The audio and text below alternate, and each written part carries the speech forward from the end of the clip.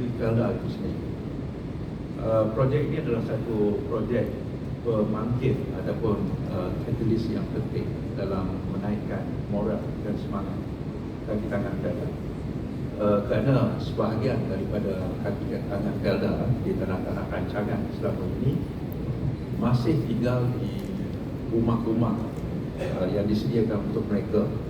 Sebahagiannya rumahnya yang dibina pada tahun 60-an, ada juga tahun 70-an. Artinya sekarang ni dah tahun 2026, lebih dari 50 tahun. Pada waktu tersebut, sebagaimana gambar yang dipaparkan sebentar tadi, masih lagi rumah kayu yang sebahagiannya sudah tidak sesuai untuk mereka tinggal. Dan kalau kita lihat dari segi kemajuan yang berada cipta, kebanyakan rumah peneroka sudah lebih baik daripada rumah kaki tangan, termasuk pengurus di perancangan berkenaan. Dan sudah tentu dari segi moral dan dari segi semangat yang ditunjukkan, boleh ditunjukkan oleh perancangan kita, sudah tentu agak rendah. Sekiranya mereka tidak disediakan satu kemudahan perumahan yang kalau tak baik pun tidak boleh dilihat sangat kurang dan sangat sederhana berbanding dengan rumah peneroka itu sendiri. Sebab itu projek ini mesti dilihat sebagai satu lonjakan baru kepada kaki tangan Kelantan untuk memberi khidmat yang lebih baik kepada para peneroka sekalian. Jadi perkara ini dilihat sebagai satu pembangkit penting. Saya ucap terima kasih kepada Datuk Iji yang telah melihat perkara ini sebagai satu daripada keutamaan dalam rancangan Kelantan untuk ke depan. Di mana dalam rancangan ini kita akan membina kira-kira 450 rumah-rumah kaki tangan baru. Kita ada 300 lebih, sebahagiannya sudah ada. Tetapi kalau yang dari keutamaan, di mana rumah-rumah yang dianggap sangat sederhana, yang dibuat tahun 60-an, 60-an itu perlu digantikan. 450 itu adalah satu angka yang baik untuk dijadikan satu projek yang boleh ditampilkan. Sebagaimana yang diumumkan oleh pihak Hancock sebentar tadi, masa yang pertama ialah 180. Jadi nak tanya berapa bajetnya, kalau kita lihat dalam bentuk yang dipaparkan sebentar tadi, itu boleh agak ianya antara sekitar 300 hingga 350 ribu satu unit.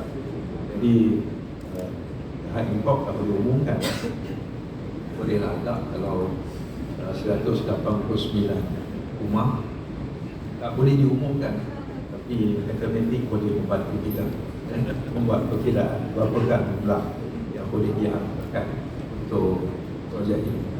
Jadi itu perspektif yang pertama, iaitu bagaimana projek ini menjadi pembangkit yang penting kepada menambahkan upaya kaki tangan pengurus yang satu ketika dahulu dianggap sebagai agent penting pada pembangunan peneroka, dan mereka mestilah diberikan satu status yang lebih baik, bukan sahaja gaji mereka, grade mereka, tetapi perumahan yang kita rasakan mestilah presentable di sini. Perspektif yang kedua yang mesti dilihat ialah Hancock itu sendiri adalah anak syarikat Kelantan yang core businessnya ialah tentang soal pembangunan penyiar tanah, dan mereka punya track record yang baik, yang cantik. Banyak kerja-kerja bukan sahaja untuk Kelantan, untuk ada sejarah dalam kementerian lain yang mereka telah laksanakan dengan baik. Kita melalui proses governance yang betul, satu proses di mana walaupun mereka adalah anak syarikat kami telah melalui proses untuk membolehkan mereka menjadi pelaksana pada projek ini. Jadi ianya akan menambahkan profil Engkop sebagai pelaksana projek-projek hartanah yang rekan-rekan akan dapat membantu bukan sahaja profil Engkop tetapi seperti anak syarikat Felda sudah tentu diberikan keutamaan bagi mereka. Namun begitu, sebab itu apa yang disebutkan, kita nakkan sekarang ini projek ini 450 rumah keseluruhan 450, tapi diumumkan 189. Artinya ada unsur ujian dan ada unsur kita katakan bahawa kami memulakan dengan 105. Anda kena deliver, walaupun dia anasyirkan kami tidak ada kompromi dari segi standard, dari segi keupayaan untuk menyerahkan kepada kami dengan sesuatu yang baru. Jadi ini signal yang kita tunjukkan. Kalau baik, tambah lagi. Kalau baik, tambah lagi. Dan insyaAllah dalam ekosistem Felda itu banyak lagi tentang kerja-kerja pembangunan sama ada hartanah atau lain-lain yang boleh kita cari jalan kerjasama masa depan. Jadi projek ini semua akan ditanggung sepenuhnya oleh Felda? Setakat ini oleh Felda. Bajet ini adalah bajet Felda. Yang 189 tadi sebenarnya adalah bajet daripada Felda. Jadi macam peneroka semua kanan-kanan semua tak ada? Kami tak ambil duit peneroka. Ini adalah, kena tahu dalam apa ni model Felda ini kita ada tanah yang besar. Separuh tanah itu adalah milik peneroka. Separuh pada tanah itu ialah diusahakan sendiri oleh Felda untuk menjana pendapatan hasil, dan hasil inilah yang digunakan untuk memberi servis pada peneroka. Jadi antara servisnya menyediakan kaki tangan yang baik, dan kaki tangan yang baik itu bukan sekadar gaji mereka sahaja, tetapi juga kemudahan-kemudahan yang membolehkan mereka memberikan servis yang lebih baik kepada peneroka. Jadi ini antara perkara yang kita laksanakan sekarang. Tapi pandangan Datuk Seri kan, sebab sekarang ni dalam krisis tenaga, ada rujakan kos bahan mentah semua kan, adakah ini masa yang sesuai? Sebab banyak projek-projek kerajaan pun sekarang ni macam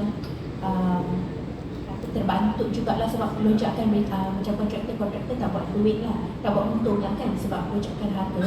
So adakah ini masa sesuai untuk laksanakan projek sedemikian? Bila ada krisis tu ada peluang. Ya, ada krisis, ada peluang. Waktu hujan tengah lebat, orang boleh jual payung. Bagi contoh, itu mencari peluang. Misalnya kenaikan harga minyak dunia juga akan menaikkan harga sawit dunia, ya, kerana ada faktor-faktor lain yang berkaitan dengan perkara ini. Mungkin ada kos yang terpaksa kita tanggung, kos baja akan naik, kita katakan kos pengangkutan naik dan sebagainya. Tetapi kita tidak mengatakan krisis itu memberi tamparan 100% kepada dunia Felda yang berkaitan dengan peladangan. Ada benda yang baik. Dijangkakan harga sawit juga akan naik dengan baik pada waktu sekarang. Dan ini tidak menjadikan kita membantukan usaha kita untuk membantu peneroka dan juga kaki tangan kita dalam sekali. Dan kita anggap penting nak bantu peneroka, orang membantu itu moral mesti kuat, semangatnya mesti lepas melalui projek ini.